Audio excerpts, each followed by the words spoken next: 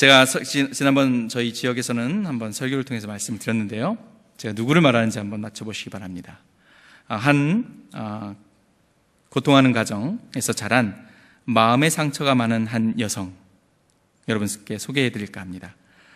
이 여성의 친아버지, 그 아버지는 부친의 강요로 어쩔 수 없이 결혼을 하지요. 첫 번째 결혼을.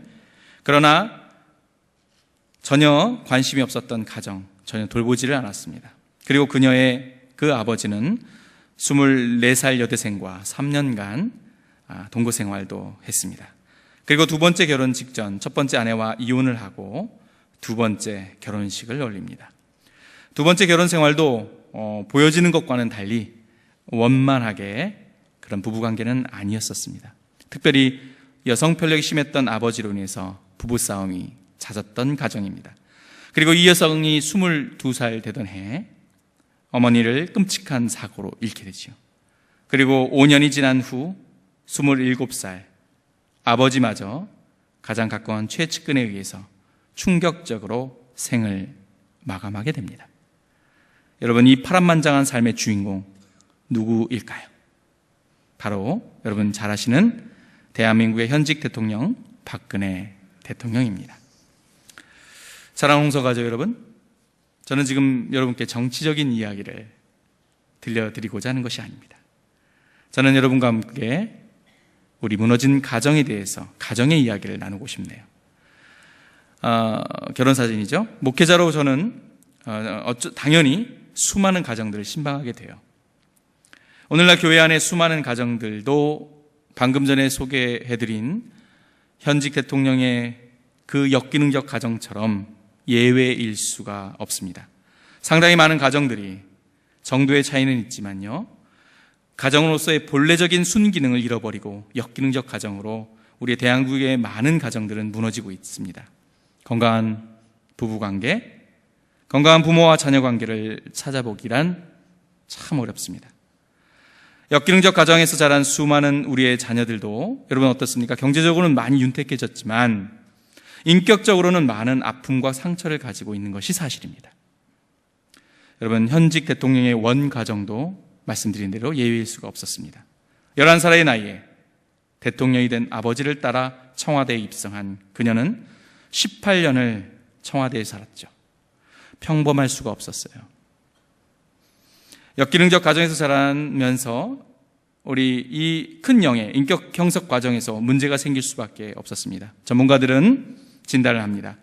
박근혜 대통령이 아마 여러 가지 유형 중에 그 C형 성격 장애에 해당하는 의존성 성격 장애로 전문가들은 또 판단을 합니다. 의존성 성격 장애.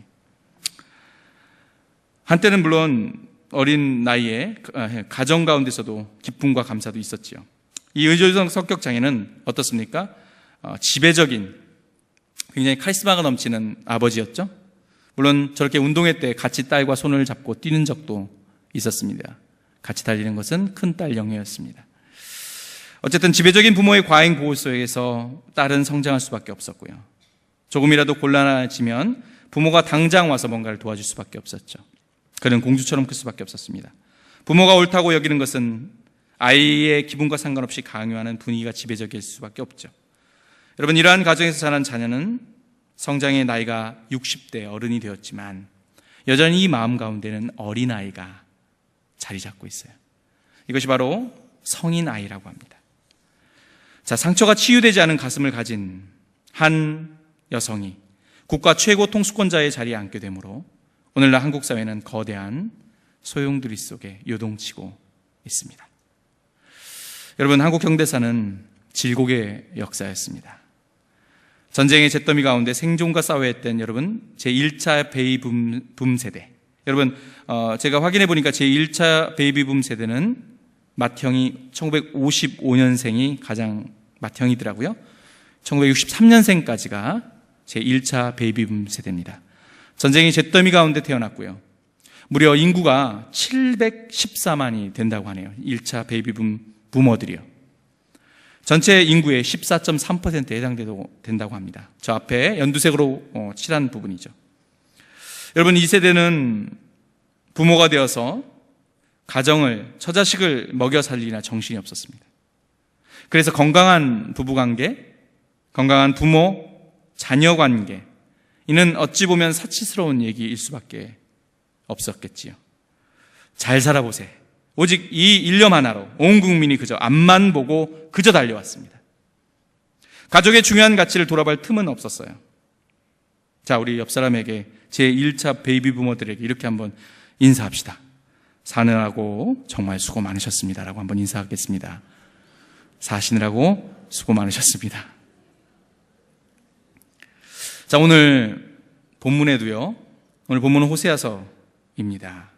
이 호세아 선지자가 살던 시대인, 그러니까 지금으로부터 2700년 전 북이스라엘에, 여러분 이제 곧 강대국 아수르에서 패망되기 일보 직전의 이야기예요. 남유다는 바벨론에 의해서 유린당할 것이 예언되고 있습니다. 지금처럼 국가의 미래는 암담합니다. 앞이 보이지 않아요. 또한 가족 공동체도 완전히 무너질 수밖에 없었던 그런 현실이었습니다. 2016년 이제 올해도 4일밖에 남지 않았네요. 그리고 희망찬 여러분 한 해를 맞이해야 될 이 시점에, 그러나 안타깝게도 우리는 희망과 소망을 노래하기에는 너무도 어두운 현실 앞에 지금 우리 대한민국은 직면해 있습니다. 2700년 전 북이스라엘처럼 국가의 미래는 먹구름이 짙게 드려져 있고요. 우리 교회와 한국교회와 그리고 가정의 공동체도 심하게 조난당하고 있습니다. 오늘 우리의 가정, 우리의 교회, 그리고 우리 대한민국, 오늘 본문 1절과 같은 상황이 아닐까 합니다. 1절 한번 보실까요? 이렇게 되어 있죠. 오라, 우리가 여호와께로 돌아가자. 여호와께서 우리를 찢으셨으나 토론하게 하실 것이고, 우리를 치셨으나 싸매어 주실 것이다. 우리의 가정과 교회, 국가는 여기 말씀대로 찢어져 있는 상태가 아닐까 합니다. 사분오열. 또 우리는 심하게 얻어맞아서 심하게 멍이 들어있는 고통의 마음을 갖고 있지 않을까요? 왜 하나님께서는 우리를 치셨을까요? 왜 하나님께서는 우리를 찌셨는지, 왜입니까? 이런 반문이 나오지 않나요? 여러분, 인과응보라는 고사성어가 정확하게 맞을까요? 하나님의 뜻대로 순종하면 축복이 있고, 그렇지 않으면 하나님의 뜻을 거역하고 다른 신을 섬기면 이에 대한 징벌이 있다는 뜻입니다. 자, 그럼에도 불구하고 대부분의 성도들의 가슴이 찢기는 고통의 상황에 대해서 여러분, 우리는 당연히 좋아하지 않아요. 우리 성도의 가슴, 고난과 고통을 좋아할 성도는 한 사람도 없죠. 많은 그리스도인들은 고난과 고통에 대한 바른 성경적 이해가 부족하기 때문에 고통당하고 있는 나 자신을 스스로 정죄하거나 스스로를 또 죽일 때도 있어요. 또는 고통당하고 있는 다른 성도들을 또한 죽이기도 합니다. 직면하는 고난보다 더 무서운 것은 어찌 보면 욥의 친구들처럼 신앙생활하는 같은 성도들의 시선과 그들의 정죄가 때로는 나의 고난과 고통보다 더 힘들 때가 있습니다. 사랑하는 여러분, 그렇다면 성도의 고난, 여러분 어디서 오는 걸까요? 자, 오늘 우리가 본문 1절에서 분명하게 언급되어 있죠. 우리의 고난과 고통이 어디서 기인될까? 자, 여호와께서 찢으셨으니, 여호와께서 치셨으니, 그렇습니다. 우리 성도들뿐만 아니라 세상의 모든 존재하는 인생들 가운데 닥치는 고난은 여러분 오늘 말씀처럼 하나님께서 허락해야만이 있을 수 있어요. 자, 오늘 이 호세아 선지자와 동시대를 살았던 이사야 선지자의 고백을 통해서도 명확하게 이 부분을 확인할 수 있습니다. 이사야서 45장 7절 말씀 같이 한번 읽어보겠습니다. 시작. 나는 빚도 짓고 이 모든 일을 행하는 자니라 하였노라. 자, 나는 빛도 짓고 어둠도 창조하며 나는 평안도 짓고 환난도 창조한다. 내가 바로 여호와다. 모든 일을 행하는 자는 바로 나라고 말씀하십니다. 우리의 고난, 우리의 고통, 우리의 기쁨과 환희, 이 모든 것도 하나님의 손에 달려있지요. 이사야 30장 20절 통해서도 보시기 바랍니다. 이렇게 돼 있어요. 30장 20절. 주께서 너희에게 환난의 떡과 고생의 물을 주시나. 환난의 떡과 고생의 물을 주시는 주체는 주께서 하시는 겁니다. 그렇습니다. 하나님은 전지전능하십니다. 이 땅을 지으셨고요, 모든 만물을 지으셨습니다. 우리 인생 가운데 일어나는 모든 일을 주관하시지요. 우리에게 평안도 허락하실 수 있는 하나님은 당연히 우리에게 고난과 고통도 당연히 그분 손에 달려 있어요. 여러분, 이를 가리켜서 우리는 신학적으로 절대 주권이라고 해요. 하나님의 절대적인 주권. 신구약 성경 66권을 관통하는 하나의 주제가 있다면 그것은 바로 하나님의 절대 주권일 것입니다. 하나님의 뜻대로. 여러분, 이는 우리 장로교교의 핵심 교리를 집대성한 존 칼빈의 핵심 사상이지요. 개혁주의 신학의 핵심 사상은 바로 하나님의 절대 주권 사상입니다. 하나님께서 모든 것을 하시지요. 대표적인 이사야서 말씀 45장 9절과 10절, 소위 말해서 토기장의 비유 있죠? 같이 한번 읽어볼까요? 시작. 질그릇 조각 중 한 조각 같은 자가 자기를 지으신 이와 더불어 다툴진대 화 있을진저. 진흙이 토기장에게 너는 무엇을 만드느냐, 또는 내가 만든 것이 그는 손이 없다 말할 수 있겠느냐. 아버지에게는 무엇을 낳았소 하고 묻고 어머니에게는 무엇을 낳으려고 해산의 수고를 하였소 하고 묻는 자는 화가 있을 것이다. 여러분 보세요. 질그릇이 토기장이, 자기를 빚고 있는 토기장이한테 힐난하는 거예요. 왜 당신은 나를 질그릇으로 만들었습니까? 왜 내 인생은 이 모양입니까? 또 10절에 보면 자녀가 부모에게 말하죠. 아버지, 저를 왜 낳으셨나요? 바로 이런 자에게는 화가 있다는 거예요. 하나님의 주권의 영역에 왜 너희가 도전을 하냐는 거죠. 여러분, 이 절대주권, 하나님의 절대주권 사상을 제대로 이해하지 못하면요, 제가 지난 새벽 설교도 말씀드렸지만 신앙생활하는데 매우 큰 걸림돌이 되죠. 더 깊은 신앙의 세계로 나가는데 한계에 봉착할 수밖에 없어요. 무슨 말일까요? 자, 이렇습니다. 우리의 삶 가운데 모든 것이 평탄하고 형통하고 그럴 때는요, 아주 좋습니다. 믿음도 좋은 것 같아요. 확신도 있어요. 그러나 인생 가운데 폭풍우가 몰아치고 태산이 가로막는 것 같은 원하지 않는 고난과 고통의 문제가 닥쳐오면 믿음이 심하게 흔들립니다. 내 인생 행로가 마음에 안 들어요. 그리고 나의 인생은 참으로 보잘것없는 질그릇같이 느껴지겠지요. 다른 사람은 너무 보기 좋은데, 하나님께서 너무 귀히 쓰는데 왜 내 인생은 이 모양의 볼품없는 질그릇인가? 평생 비교하지요.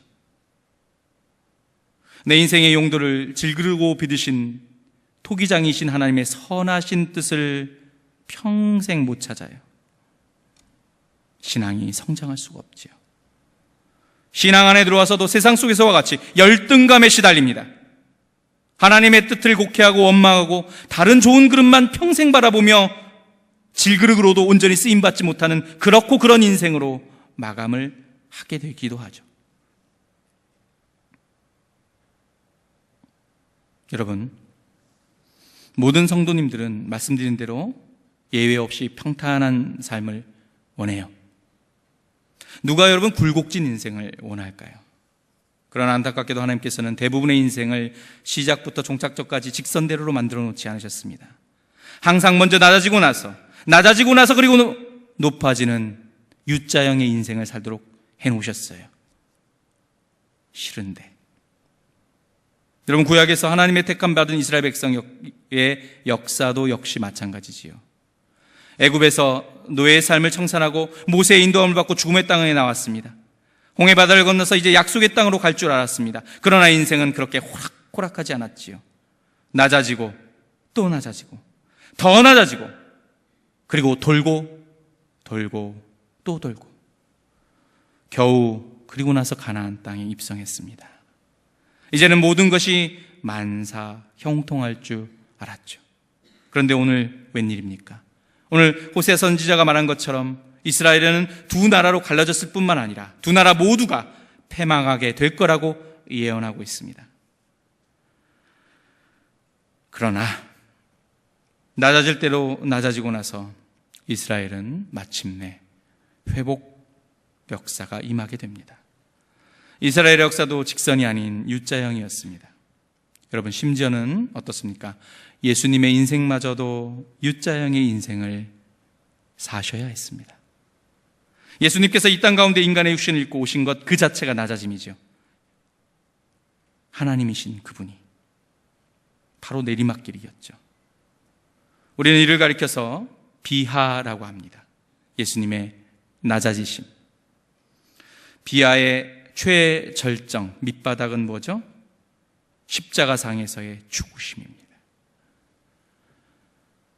당신이 만든 피조물인 인간으로부터 모욕을 당하고 침뱉김을 당하고 찢기고 십자가에서 죽으신 것, 그것이 예수 그리스도의 가장 밑바닥의 저점입니다. 그리고 나서 가장 밑바닥까지 내려가신 그 예수께서는 이제 올라갈 일만 남았죠. 3일 만에 부활하십니다. 그리고 승천하셔서 하나님 우편에 앉아 계십니다. 이것이 다시 높아지신 것입니다. 신학적으로 우리는 이것을 예수님의 승귀라고 합니다. 하나님이신 예수께서 U자형의 삶을 사셨기에, 그래서 예수 그리스도를 믿는 여러분과 저의 삶은 U자형 인생을 사는 것입니다. 반드시 낮아져야만이 높아질 수 있어요. 고난이 있어야만이 영광을 얻을 수 있도록 만들어 놓으셨어요. 로마서 8장 17절 말씀 같이 한번 읽겠습니다. 시작. 자녀이면 또한 상속자, 곧 하나님의 상속자요, 그리스도와 함께 간 상속자니 우리가 그와 함께 영광을 받기 위하여 고난도 함께 받아야 될 것이라. 여러분과 저는 이미 예수 그리스도를 믿음으로 인해 하나님의 유업을 이을 상속자인데요, 영광을 얻기 위해서는 반드시 고난도 받아야 된다고 한답니다. 낮아지고야 나야 높아질 수 있대요. 자, 그렇다면 오늘 호세아 선지자의 오늘 본문의 예언을 통해서 이 동일한 것을 확인해 보겠습니다. 본문 2절 말씀 보실까요? 같이 읽겠습니다. 시작. 여호와께서 우리가 그의 앞에서 살리라. 이틀 후에 우리를 살리신대요. 셋째 날에 우리를 또한 일으키시겠다고 하십니다. 이스라엘의 회복의 약속이지요. 바벨론에 의해 포로로 끌려간 낮아지는 시간이 지나가고 마침내 셋째 날 다시 올라오는 회복을 예언하는 것입니다. 바벨론에 의한 낮아지는 고통의 시간은 그런데요, 첫날입니다. 첫째 날, 겨우 하루입니다. 고통과 고난은 여러분 곧 지나갑니다. 당할 때는 아니지요. 당할 때는 왜 이렇게 깁니까? 도대체 이 고통이 언제 끝나는가 끝이 보이지 않는 것 같아요. 그러나 지나고 보면 아주 잠깐이지 않습니까? 이사야 54장 7절 8절을 통해 확인해 볼까요? 같이 읽겠습니다. 시작. 내가 잠시 너를 버렸으나 큰 긍휼로 너를 모을 것이요, 내가 넘치는 진노로 내 얼굴을 내게서 잠시 가리웠으나 영원한 자비로 너를 긍휼히 여기리라.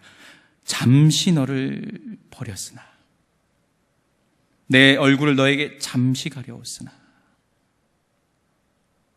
잠시, 잠깐입니다. 고린도후서 4장 17절도 이렇게 얘기하지요. 우리가 잠시 받는 환난에 경한 것이, 우리가 받는 환난은 잠시랍니다. 잠시요. 그렇습니다. 끝이 보이지 않을 것 같은 고난과 고통, 결국 잠시 잠깐일 뿐입니다. 고통의 시간은 겨우 하루였습니다. 하루가 지나고 이틀이 되면 우리가 살리겠다고 약속을 분명히 하셨습니다. 그리고 셋째 날에 우리가 일으키신다라고 분명하게 호세아의 입을 통해서 언약하셨지요. 셋째 날은 바로 예수께서 죽으시고 장사한 지 3일 만에 다시 부활하신다는 바로 호세아 선지자를 통해 미리 구약에서 예언하는 예수님의 부활입니다. 셋째 날 우리를 일으키신다. 셋째 날은 3일 만에 부활하신 예수 그리스도를 예표합니다. 이스라엘의 빠른 회복을 의미합니다. 그리고 여러분과 저의 구원을 의미하지요. 사랑하는 홍성 가족 여러분, 지금 여러분의 가정이 경제적인 문제로, 자녀들의 문제로, 부부간의 갈등으로, 건강의 문제로, 인간관계의 문제로 혹시 심각하게 찢어져 있지 않으신가요? 오늘 구약 호세아 선지자의 입술을 통해서 선포되는 하나님의 약속을 여러분 4일밖에 남지 않은 오늘 붙드시기 바랍니다. 고통은 잠깐이며 절대로 길지 않습니다. 그리고 곧 치유가 임할 것입니다. 본문 1절 다시 한번 읽겠습니다. 시작. 오라, 우리가 여호와께로 돌아가자. 여호와께서 우리를 찢으셨으나 도로 낫게 하실 것이요, 우리를 치셨으나 싸매어 주실 것입니다. 도로 낫게 한답니다. 싸매어 주신답니다. 아니 근데 여러분, 도로 낫게 할 거라면 왜 처음부터 찢어놨어요? 그리고 싸매어 줄 거면 왜 처음부터 치셨을까요? 그러나 이것이 바로 하나님의 뜻입니다. 오늘 우리가 직면한 고난과 고통의 모든 문제들로부터 분명하게 도로 낫게 하실 것이며 싸매어 주어 회복시켜 줄 것을 약속하고 있습니다. 지금으로부터 2700년 전 갈기갈기 찢겨진 이스라엘처럼 여러분, 오늘 우리 대한민국은 심한 고통으로 몸살을 앓고 있습니다. 나라는 최고 통치자의 죄악으로 인해서 심하게 흔들리고 있습니다. 대한민국 국민이라면 누구나 예외 없이 아픕니다. 리더십의 부재로 국정은 표류하고 있어요. 국가의 경제 또한 마찬가지입니다. 서민들의 지갑은 나날이 얇아지고 있습니다. 더군다나 우리가 함께 기도했지만 사상 최악의 조류독감으로 전국에서만 벌써 2,400만 마리 살처분이 이루어진 가운데 농민들의 마음은 완전히 녹아내리고 있습니다. 여러분, 그렇다면 이 암담한 현실 속에서 여러분, 대안은 뭡니까? 대안은 뭘까요? 기대할 곳이 없습니다. 분명히 내년 상반기면 조기 대통령 선거를 치러져서 새로운 대통령이 뽑히면 여러분, 모든 문제가 해결될까요? 우리는 5년마다 새 정부가 출범하고 새로운 리더십이 세워질 때마다 새로운 기대감을 가져보았지만 역시나 변함없이 돌아오는 것은 더 큰 실망일 때가 많았습니다. 시편 118편의 말씀이 바로 우리의 가슴에 박히네요. 118편 8절과 9절 말씀 같이 읽겠습니다. 시작. 여호와께 피하는 것이 사람을 신뢰하는 것보다 나으며 여호와께 피하는 것이 고관들을 신뢰하는 것보다 낫도다. 사람은 기대하고 의지할 대상이 아닙니다. 여호와께 피하는 수밖에 다른 방도가 없다는 말이 오늘날 더 가슴에 새록새록 다가오네요. 그렇습니다. 유일한 대안은 바로 여호와 하나님께로 돌아가는 겁니다. 여호와 하나님께로 돌아가야 합니다. 이스라엘의 회복이 바로 여호와께로 돌아가는 것이 유일한 해법인 것처럼 우리 성도들의 찢겨진 가정의 회복, 생명력을 잃어가는 한국교회의 회복, 그리고 앞이 보이지 않는 대한민국의 회복 역시 단 하나뿐입니다. 여호와께로 돌아가는 것입니다. 우리 옆 사람과 이렇게 인사합시다. 여호와께로 돌아갑시다. 그리고 여러분, 여호와께로 돌아가서 여호와 하나님께 하시는 말씀에 귀를 기울여야 합니다. 본문 3절 같이 읽겠습니다. 시작. 그러므로 우리가 여호와를 알자.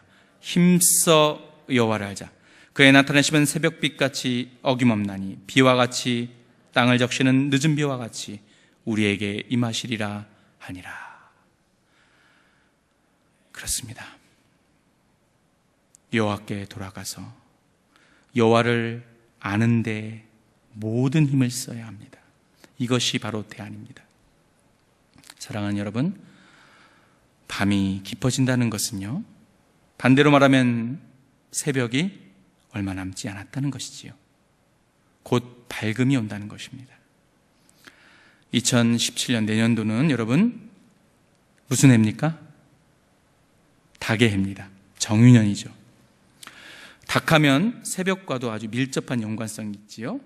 닭과 새벽이 들어가는 대표적인 속담이 뭐가 있지요? 닭의 모가지를 비틀어도 새벽은 온다입니다. 새벽은 옵니다. 소망이 있습니다. 회복이 임합니다. 여러분, 근데 닭이 왜 새벽에 우시는지 혹시 아세요? 제가 찾아봤지요. 닭은요, 눈이 되게 안 좋대요. 그래서 밤이 되면 아무것도 못 본대요. 적이 언제 습격해 올지 몰라 매우 불안하고 두렵대요. 밤새도록 불안했던데요. 그러다가 불안한 어둠이 지나고 날이 밝으면 안도의 한숨을 내쉬고 바로 기쁨과 안도감을 나타내며 그렇게 크게 새벽에 운다고 합니다. 잘못 오늘 본문 3절에 하나님의 나타나심이 새벽빛과 같다는 표현과 어찌 이렇게 절묘하게 맞아떨어집니까? 하나님의 나타나심은 새벽빛 같다. 닭의 목을 비틀어도 새벽이 오는 것처럼 하나님의 언약은 반드시 성취된다는 뜻이에요. 반드시 성취돼요. 이스라엘의 회복 반드시 성취됩니다. 여러분의 가정, 사랑하는 우리 자녀들의 믿음의 회복 반드시 이루어집니다. 뿐만 아니라 하나님께서는 때에 따라서 꼭 필요한 은혜까지도 부어주신대요. 그 비유가 뭔지 아세요? 이른 비와 늦은 비입니다. 3절에 보면 이 이른 비라는 것은요, 씨앗을 뿌리기 전인 10월에 오는 비예요. 씨를 파종하기 전에 비가 꼭 와줘야 된대요. 그래야 농사가 잘 된답니다.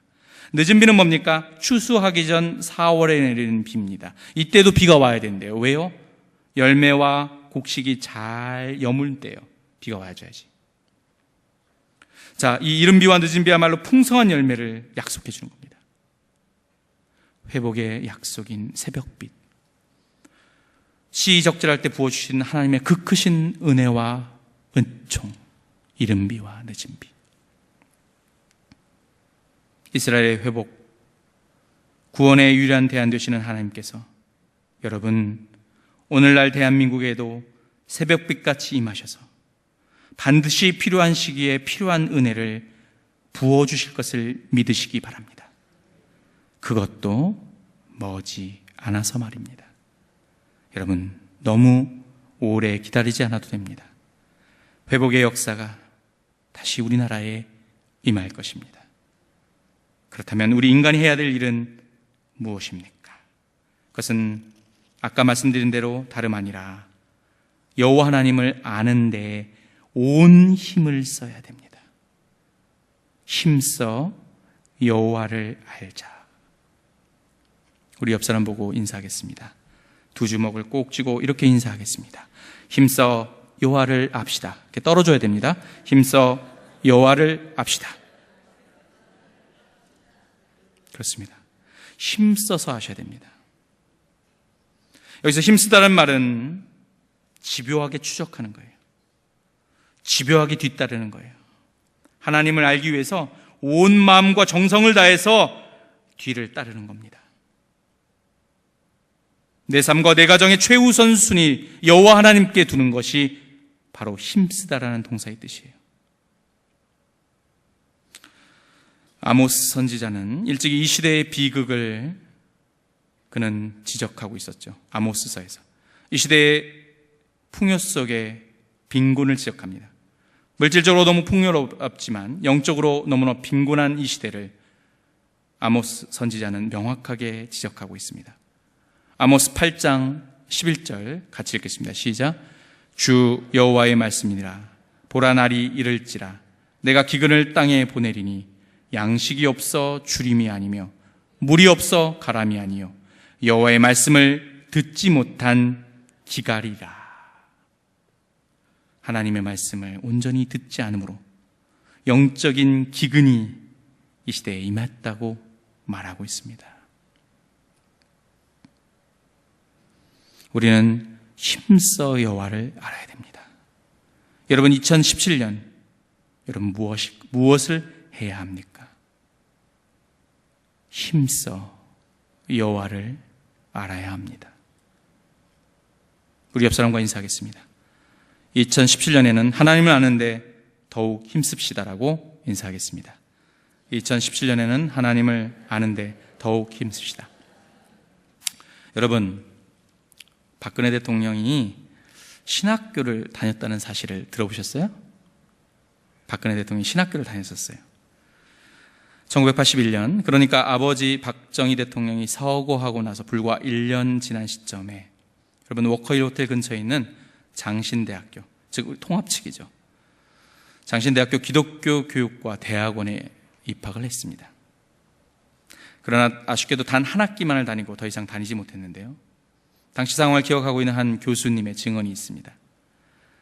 그의 말을 들어볼까요? 1981년 학기 초 광나로 장신대에서 신학생들이 소형 자동차에서 내린 처자를 향해 소동을 벌이고 있었다.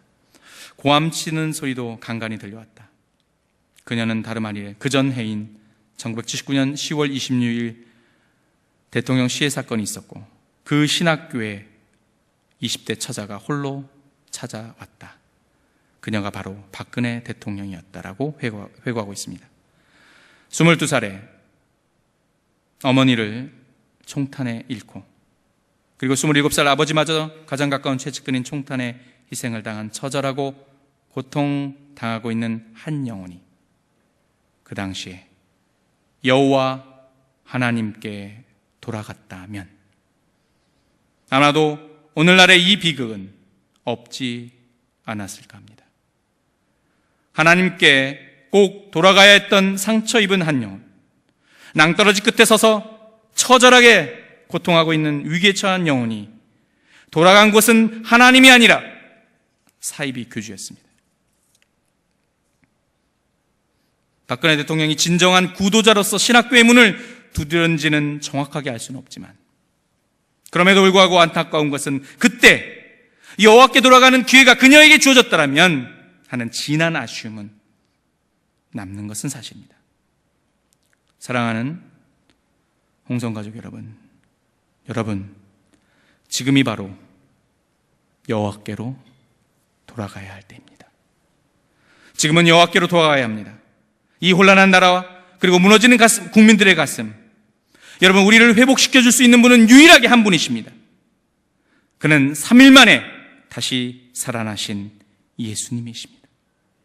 3일 만에 부활하신 예수님께서 무너진 우리의 가정과 우리 자녀들의 마음을 여러분 분명하게 회복시켜줄 것입니다.